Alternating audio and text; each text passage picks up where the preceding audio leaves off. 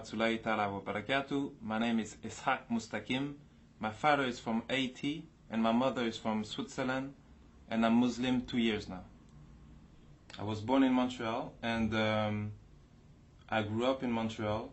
When I was a young kid, I was really good in school. Like my mom, I'm sure my mom had like high hope in me because I was his first kid, and I was a really good kid, really good grades in school and everything.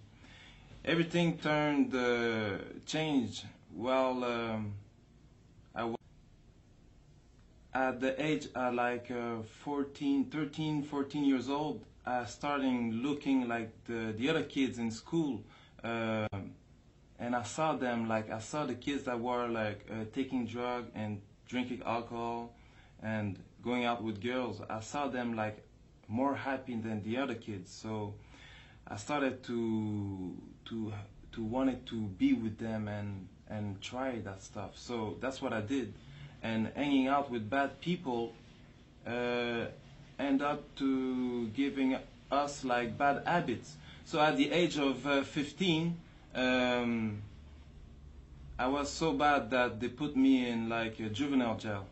So I went to juvenile jail like for a few months, and after that I didn't stop like doing bad things. I did so much bad things that they wanted me like to lock me down like for good. So I ran out from that juvenile jail, and after that my mom had to send me back, like to send me to Switzerland. So I went to Switzerland to work for her brother, and I was working there like for 3 months. But then again, I was alone there, but I put myself into a trouble that the police was looking for me, that I had to come back here to Montreal. And that was at the age of 17. At the age of 17, I cooled off. I stopped doing like bad things a little bit because I was saying to myself like soon I will be 18, and soon like if I get caught, I will go to jail. But I don't know what happened with me. Like at 18, like I started back again, and they got me, and I went to jail for like 2 years. Before I went to jail, I learned that the happiness was into getting high, getting drunk, and getting with girls. But in jail, because jail is the school of crime, I learned that the happiness was into getting a lot of material thing, a lot of money. And 2 years in that jail made me have a criminal mind. I didn't have a really criminal mind before, but that 2 years, like that's what it did. And I was Christian before, and I was Christian, but I was not praying. I was only praying like when I wanted something really bad, or when I was into problems. And that jail time was for me a problem. So I started reading the Bible and praying a little bit. And I don't know why, like somebody that I wasn't speaking with, he wasn't around like who I was hanging with. He just came and gave me the Quran, and he told me to read it. But at that time, like I was reading the Bible, and the Quran was not written the same way, so it didn't like touch me. So I just like give it back. After when I got out from jail, I started my mission. To get money, and because I had no school, and the fastest way to get money was a criminal way, that's the way I went. And in every type of way to make money, any type of like bad thing you can think, I was in it, because really my plan was getting money. And I lived like, I don't know if it's a good thing, or if some people would say it's a good thing, some people would say it's a curse, because in my life, like, I achieved like most of my goals that I wanted. And for 10 years, like, I lived that life of like luxury, that life of power and respect.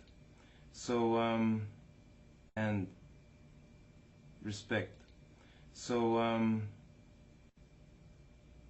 because when I say this, like, people don't really understand, so I have to make a little bit like of explain a little bit. Like when when I say like I had the things that most people, young and older, they would like to have, that I had in my life, they don't really understand, because everybody has his own perspective on like what is luxurious. So when we're talking about cars, Benzes, I had a few, BMW, Porsche, Viper, Hummer, Jaguar, Cadillac, like most of all the brands, like the big brands, that's the car that I had. Like houses, condos, but not like only like the cars like normal, like the car, because when you buy a car, it's like to make you happy, but the thing is that happiness doesn't last. So right after, nothing else to do. So you buy another car. Me at one time, like, had like 2 cars, and I was renting out like other cars just to have another change, because like I was bored. I had a house and I was living in hotel suites. It cost me like 10,000 a week just for hotel suites. So the clothes, like just the clothing, like because like when you have money, like even the money like change your style a little bit. Because before I was like I was dressing like everybody, but after that I had to like buy suits, you know, like $3,000-4,000 suits, you know. And I had like me, I was not really the type that was going like into clubs and partying.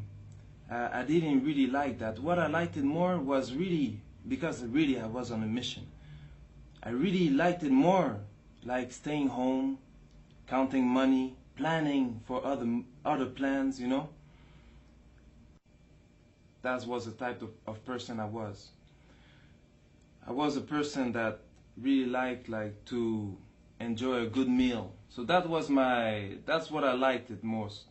Every day going to big restaurant, like the biggest restaurant of the cities, and eating on floors that most of you will never see, like floors that are not open to the public.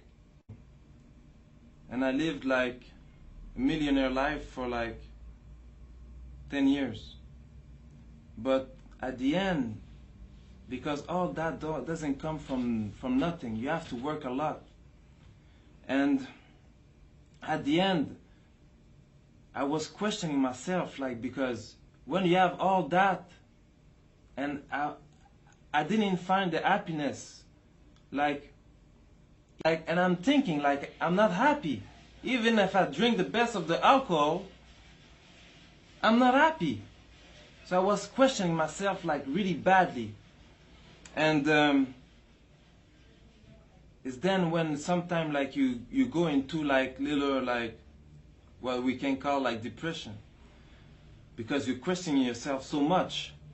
And while I was, like, doing my life, I met up with a woman, and that woman, she was Muslim, and her mom, she told me that I should look up into Islam, and it's then that I started doing my own research. So I was reading like books, and I read the Quran, and I was really surprised to find that in the Quran that they had like the same prophet that there was in the Bible. Even at a point that I didn't understood how Muslim will understand the Quran, because in the Bible they have like the beginning of the story, and the Quran just completed it. So and I started to do my own research, like even like a lot. I was researching, and the only problem that I end up having is like that, because as a Christian you have to believe that Jesus is the Son of God, and if you don't believe this, you go to hell, and if you believe it, you go to paradise. And I didn't want it to go to hell for nothing. Like it had to be the true religion, so I had to really make some research. And alhamdulillah, I found that Islam was the truth, and I made my shahada. So right after I took my shahada, 3 days after, my mom called me and told me that the police was looking for me. So I went to see my lawyers, and they told me that I should give myself tin. So I went and I gave myself tin, but for the first time, it was the first time I went into jail as a Muslim. I'm here with my client Isaac, or known as Isaac Mustakim, who is charged in Montreal with various offenses, particularly fraud, forgery, the use of force. This individual has completely changed himself. He is no longer the person that he was when he was younger. He's married. He had a tough life. I mean, he grew up on the street. He grew up a life of crime and violence. That's no longer the person he is. He's married. He's a contributing member of society. He has a stable job. We have letters of recommendation from his employers. He's found religion. He's converted to Islam. And these are all signs of someone that has seen the process, seen that crime is not a life that he has chosen, and he has clearly indicated that he wants to be a contributing member of society, and that